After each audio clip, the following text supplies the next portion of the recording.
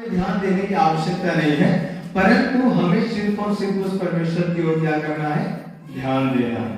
तो यहोशापात ने क्या किया, परमेश्वर की खोज में लग गया। हालेलुया। और जब वो परमेश्वर की खोज में लग गया तब आगे हुआ क्या वहां पर, है ना, क्या हुआ वहां पर, परमेश्वर ने उसकी प्रार्थनाओं को सुन लिया। पढ़िएगा उसका इतिहास। तब यहोशापात डर गया, डर गया और यहोवा की खोज में लग गया। हाँ, परमेश्वर की खोज में लग गया और पूरे यहूदा में उपवास का प्रचार करवाया। हाँ, पूरे यहूदा में उपवास का प्रचार करवाया। हमने लास्ट टाइम में उपवास के विषय में बात किया था कि हमें क्यों उपवास करने की आवश्यकता है। अब जब यहोशापात डर गया तो उसने क्या किया, ये नहीं संदेशा भिजवाया कि पूरे देश में, है ना, या उसे पूरे राज्य में, ऐसा उसने नहीं कहवाया कि पूरे राज्य के लोग लड़ाई करने के लिए मेरे साथ आओ, है ना, पूरे राज्य में जितने योद्धा हो वो सब मेरे साथ आओ। लेकिन उसने क्या किया, पढ़िए, पूरे यहूदा में उपवास का प्रचार करवाया। हाँ, उपवास का प्रचार करवाया। अब सवाल मेरा ये है कि जब लड़ाई करने के लिए कोई एक दूसरा पक्ष आ रहा है, अब वहां पर उपवास करने से क्या होगा, वहां तो रथों को तैयार करना चाहिए, घोड़ों को तैयार करना चाहिए, लड़ाकू लोगों को तैयार करना चाहिए, है ना, लेकिन ये उपवास का प्रचार करवा रहा है, उससे क्या फायदा होगा आगे। अतः यहूदी यहोवा की सहायता मांगने के लिए हाँ, इकट्ठा हुए। किससे सहायता मांगने के लिए, यहोवा से। हाँ, अन्य राजाओं से सहायता मांगने के लिए वो नहीं गए कि चलो मेरी ओर से लड़ाई करो, है ना। कई बार जब भी इस प्रकार की समस्या आती है तो लोग क्या करते हैं, किसी दूसरे से मदद मांगने के लिए जाते हैं। लेकिन ये सारे यहूदी लोग क्या किए, सबसे पहली बात तो वो उपवास किए और दूसरी बात वो क्या किए, यहोवा से सहायता मांगने के लिए वो क्या हो गए, इकट्ठे हो गए। हालेलुया। हम और आप क्यों इकट्ठे होकर के उपवास प्रार्थना करते हैं, क्योंकि इकट्ठे होकर के उपवास प्रार्थना करने का फायदा एक अलग है ना। हम शुरुआत की कलीसियाओं में ये चीज देखते आ रहे हैं कि जब मरकुस के महल में 120 लोग यीशु मसीह के जाने के बाद वो क्या हो गए, इकट्ठे हो गए, है ना, और वहां पर लगातार वो 10 दिन तक उपवास और प्रार्थना करते रहे और तब पवित्र आत्मा उनके बीच में उतरा। हालेलुया।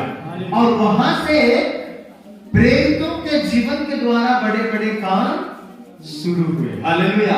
उपवास और प्रार्थना हमारे जीवन में बड़े कामों को लेके आता है।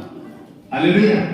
हमारे जीवन को बदलने का काम करता है उपवास और प्रार्थना। इसीलिए हमें उपवास और प्रार्थना करने की बहुत ज्यादा जरूरत है। और ये यहोशापात ने जब इस बात को देखा कि राजा हमारे साथ लड़ाई करने के लिए, हमारे राज्य को लूटने के लिए आ रहे हैं, तो इसने क्या कर दिया, पूरे यहूदा में प्रचार करवा दिया कि हमें उपवास करने की आवश्यकता है।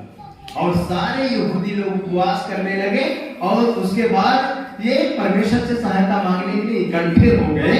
हाँ, और वे यहूदा की सब नगरों से यहोवा से भेंट करने को आए। हाँ, सब नगरों से, अन्य गांवों से, अन्य जगहों से यहोवा से भेंट करने के लिए आए, परमेश्वर से भेंट करने के लिए आए। अब सवाल ये है, क्या जिस जगह में वो थे वहां परमेश्वर से भेंट नहीं कर सकते थे? लेकिन नहीं, परमेश्वर ने एक स्थान को नियुक्त किया है। इसीलिए हम सब आराधना में इकट्ठे होते हैं, इसीलिए चर्च में इकट्ठे होते हैं। काफी लोग सोचते हैं हम घर में भी बैठ के प्रार्थना कर सकते हैं, सही कर सकते हैं, लेकिन परमेश्वर ने किसी जगह को नियुक्त किया है कि वहां तुम आना और वहां हम तुमसे मुलाकात करेंगे, वहां तुमसे मिलेंगे। जब भी हम भवन में आते हैं, हमारे मनों में एक विचार होना चाहिए कि हम परमेश्वर से मुलाकात करने के लिए जा रहे हैं, हम परमेश्वर से बात करने के लिए जा रहे हैं, हम परमेश्वर को सुनने जा रहे हैं। Hallelujah, hallelujah. अब इसलिए जब प्रचार करवाए उपवास का, सारे लोग उपवास किए, सारे लोग यहोवा से सहायता मांगने लगे। अब यहाँ पर आगे क्या हुआ, पढ़िए। तब यहोशापात यहोवा के भवन में हाँ, नए आंगन के सामने हाँ, यहूदियों हाँ, और यरूशलेमियों हाँ, की मंडली में खड़ा होकर हाँ, यह कहने लगा, हाँ, हे हमारे पितरों के परमेश्वर यहोवा, हाँ, क्या तू स्वर्ग में परमेश्वर नहीं है? हाँ, क्या तू स्वर्ग में परमेश्वर नहीं है? और क्या तू जाति जाति के सब राज्यों के ऊपर प्रभुता नहीं करता? हाँ, और क्या तेरे हाथ में ऐसा बल और पराक्रम नहीं है हाँ, कि तेरा सामना हाँ, कोई नहीं कर सकता? कोई नहीं कर सकता। हे हमारे परमेश्वर, हाँ, क्या तूने हाँ, इस देश के निवासियों को हाँ, अपनी प्रजा के लिए, हाँ, अपनी प्रजा इस्राएल के सामने से हाँ, निकाल कर इन्हें अपने मित्र हाँ, अब्राहम के वंश को सदा के लिए नहीं दे दिया? हाँ, बस अब इस प्रकार से वो प्रार्थना करने लगा परमेश्वर से, है ना?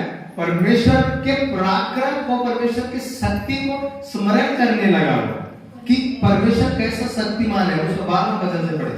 हे हमारे परमेश्वर, हे हमारे परमेश्वर, क्या तू उनका न्याय ना करेगा? हाँ, यह जो बड़ी भीड़ हाँ, हम पर चढ़ाई कर रही है, हाँ, उसके सामने हमारा तो हाँ, बस नहीं चलता। हाँ, उसके सामने हमारा तो वश नहीं चलता। जब भी कोई विपत्ति हमारे और आपके जीवन में आती है, जब भी कोई विपरीत परिस्थिति हमारे और आपके जीवन में आती है, तो हमें और आपको ये कहने की आवश्यकता है कि परमेश्वर इस विपत्ति के सामने हमारा वश नहीं चलता, इस गरीबी के सामने हमारा वश नहीं चलता, इस परेशानी के सामने हमारा वश नहीं चलता, इस बीमारी के सामने हमारा वश नहीं चलता, परंतु आगे परंतु हमारी आंखें तेरी ओर है। हाँ, परंतु हमारी आंखें कहाँ है? तेरी ओर है। तेरी ओर लगी है। Hallelujah, hallelujah. ताली बजा के परमेश्वर को धन्यवाद। ये जो भीड़ हमारी ओर चढ़ाई कर रही है, इस भीड़ को देख करके अब हमारी समझ में कुछ नहीं आता, है ना? अब हम कुछ समझ नहीं पा रहे हैं। अब ये हमारी समझ से परे है, ये हमारी समझ से बाहर है, परंतु हमारी आंखें तेरी ओर है कि तू कुछ कर सकता है। हालेलुया, तेरी ओर से हमें मदद मिल सकती है। हालेलुया। यात्रा करने वाले लोग अपने गीत को लिख रहे हैं, बता सकते 121 में, मेरी आंखें पर्वतों की ओर लगी रही। मैं अपनी आंखें पर्वतों की ओर लगाऊंगा और मुझे सहायता कहां से मिलेगी? Very good. विशाल काय व्यक्तियों की ओर आंखें लगाने से हमें कुछ मिलने वाला नहीं है। यहोशापात राजा होने के बावजूद ये कहता है कि मुझे कुछ समझ में नहीं आता, प्रभु हम क्या करेंगे, लेकिन मेरी आंखें तेरी ओर लगी है। सवाल ये, जब कई बार हमारे जीवन में परिस्थितियां विपरीत होती हैं, तो क्या हम अपनी आंखें उस परमेश्वर की ओर लगाते हैं? क्या हमारी आंखें उसकी ओर लगती हैं? क्या हम उसे देखते हैं? क्या हम उसे निहारते हैं कि प्रभु यदि पिछले दिनों में आपने मेरे जीवन में काम किया और आपने मुझे उस समस्या से, उस परेशानी से, उस मुसीबत से निकाला, तो जो कल था वो आज भी है, और जो आज है वो युगानुयुग रहेगा। हालेलुया। हमारा भरोसा उसकी ओर होने की आवश्यकता है, हमारी आंखें उसकी ओर लगने की आवश्यकता है। हालेलुया। अब यहाँ पर ये कह रहा है यहोशापात कि परंतु हमारी आंखें तेरी ओर लगी है। हालेलुया। और आगे 14 वचन। तब आसाफ के वंश में से यह जीएल नामक एक लेवी जो जकरयाह का पुत्र और बनायाह का पोता और मत्तनियाह के पुत्र ईएल का परपोता था, उसने मंडली के बीच यहोवा का आत्मा समाया। तब वह कहने लगा, हे सब यहूदियों, हे यरूशलेम के रहने वालों, हे राजा यहोशापात जी, तुम सब ध्यान दो।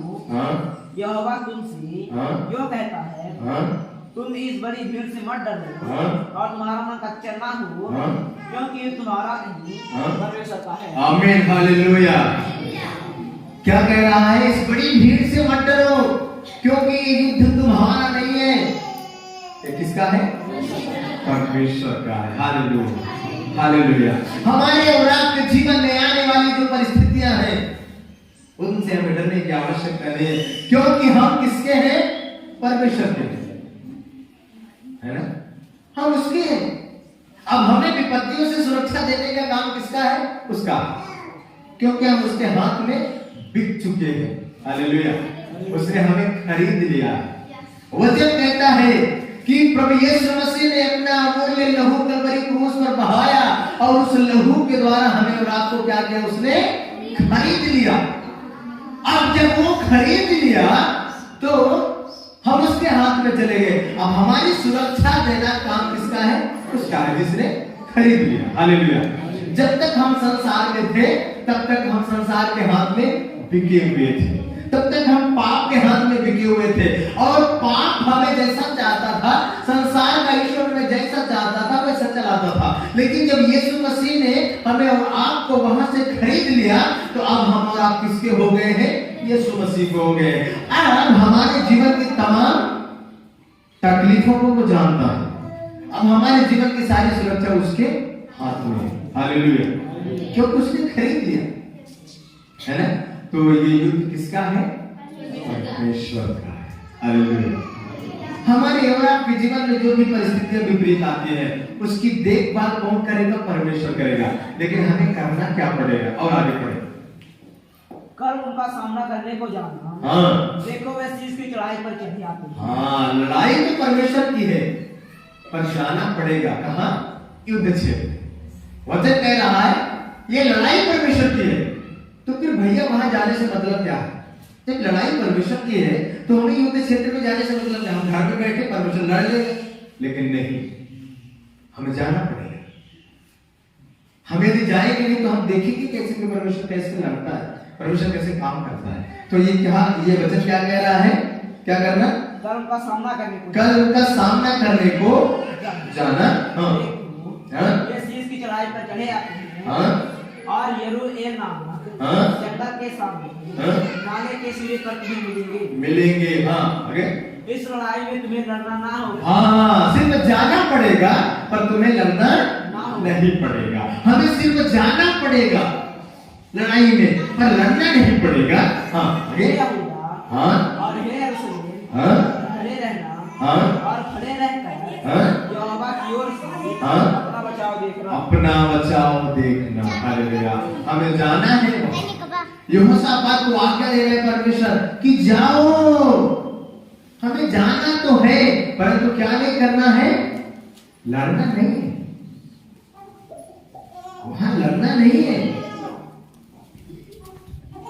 परमेश्वर तुम्हारी ओर से क्या करेगा? बचाव करेगा। परमेश्वर तुम्हारी ओर से क्या करेगा? लड़ाई करेगा। जाना जरूर है, पर लड़ना नहीं है। हालेलुया। और आगे, मत डरो, मत डरो, और तुम्हारा मन कच्चा ना हो, और तुम्हारा मन कच्चा ना हो, पर उनका सामना करने को चलना। हाँ, और यहोवा तुम्हारे साथ रहेगा, और यहोवा तुम्हारे साथ रहेगा। कल उनका सामना करने के लिए चलना, यहोवा तुम्हारे साथ रहेगा। तुम्हें डरने की आवश्यकता नहीं है, तुम्हें डरने की जरूरत नहीं है। भरोसा, यहोशापात का भरोसा परमेश्वर पर हो गया, और उस भरोसे के कारण परमेश्वर ने उसके साथ वाचा बांधा। परमेश्वर ने उसे वायदा दिया, तुम्हें डरने की आवश्यकता नहीं, ये लड़ाई तुम्हारी है, ये लड़ाई मेरी है, मुझे लड़ना है। सिर्फ तुम वहां खड़े रह के अपना बचाव देखना, परमेश्वर कैसे तुम्हें बचाता है और कैसे उन्हें मारता है। हालेलुया। हम जो भी काम करते हैं वो हमारा नहीं, वो परमेश्वर का है, परंतु काम कैसा होना चाहिए ये बात भी जांचने की आवश्यकता है। यदि वो काम परमेश्वर की ओर से है तो परमेश्वर उसे पूरा करेंगे, परमेश्वर उस काम को अपना समझेंगे। परंतु यदि वो काम परमेश्वर की ओर से नहीं है, मनुष्य की ओर से है, तो कदापि परमेश्वर उसमें हाथ से नहीं लेगा, है ना। हमारे काम के ऊपर है ना। यहोशापात जो था वो परमेश्वर पर पूरा भरोसा रखने वाला व्यक्ति था और इसलिए परमेश्वर उसके साथ काम किया, है ना। तो हमारी आंखें कहाँ लगी होनी चाहिए? परमेश्वर की ओर लगी होनी चाहिए। हमें कभी भी मनुष्य पर भरोसा नहीं करना चाहिए। किसी भी मनुष्य के द्वारा हमें कुछ नहीं मिल सकता जब तक कि परमेश्वर ना चाहे, है ना। परमेश्वर ही है जो हमारे लिए लोगों को खड़ा करता है, परमेश्वर ही है जो हमारी लड़ाई को क्या करता है? लड़ता है। Hallelujah, hallelujah. तो इस विषय पे हमने